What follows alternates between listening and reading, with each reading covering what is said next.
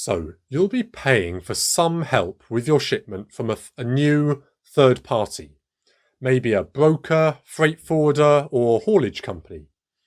A quick Google search and you'll immediately find dozens of companies who claim they can help.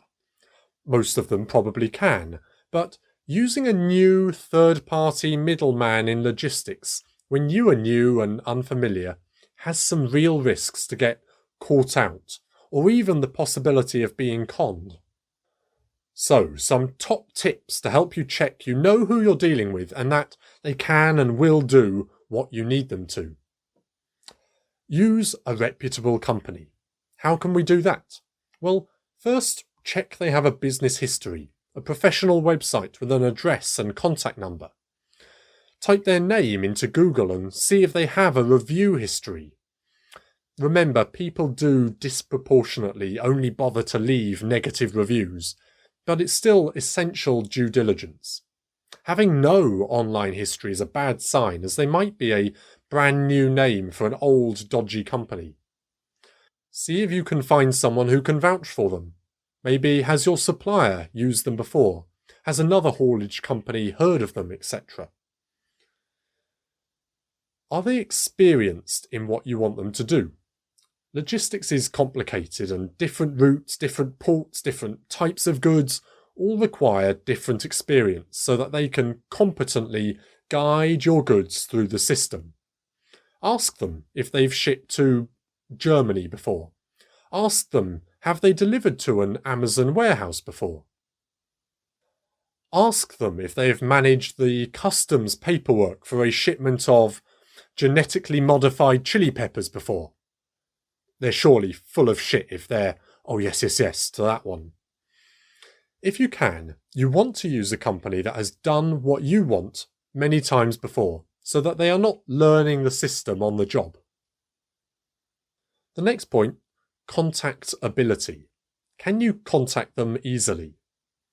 Calling the sales number is always easy to get through, but before you commit to using them, you want to check that you can connect to them when you have a question or a problem. Maybe make a test call or email, perhaps anonymously, and call them on the phone number on their website to see if you can actually get through to a person. Hopefully they do have a contact number. When still shopping around, you can ask if you will get a contact number of someone specifically who is overseeing your shipment, even if they are a broker who is in turn paying for the services of another company. Next, we want to check, are they registered? You can be registered for any number of things by any number of bodies, but ask them. See what they have to say. You may get a reference number that you can use to look them up on an independent authority's website and check that they have the same name, address, etc. Maybe they say they don't need to be registered, which might be true, but when you speak to another company that you're considering, they say they are.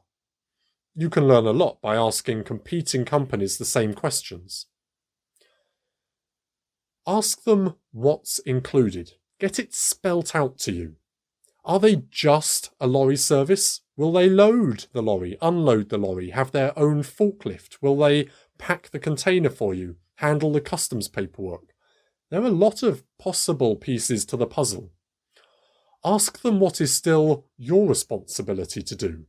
You don't want nasty surprises, and you want to know that you're comparing like with like when evaluating them versus an alternative company's quote. Whilst we're on the topic of responsibility, insurance, ask, are they insured? If they go bust, if they lose or damage your stuff, and quite separately, does their price include insurance if your stuff gets lost, damaged, delayed because of something that wasn't their fault? Try to get these responses in email. You might well have to pay extra for insurance, but still then check what that includes. Finally, take photos. Take photos of your stuff before you hand it over. Take photos of it being collected by them, or of their van, its registration number, of the paperwork they give you. Have you ever returned a rental car after a week's holiday, and when you return it, the car company is super interested in the condition of it, and they find a scratch that you didn't make. You can tell it's going to be a stressful and expensive afternoon then. Just like you then wish you'd taken photos of the car before you collected it. Take photos of your cargo before you pass it on. Having photos puts a bit more power in your court if things get complicated. It's just a good little extra precaution.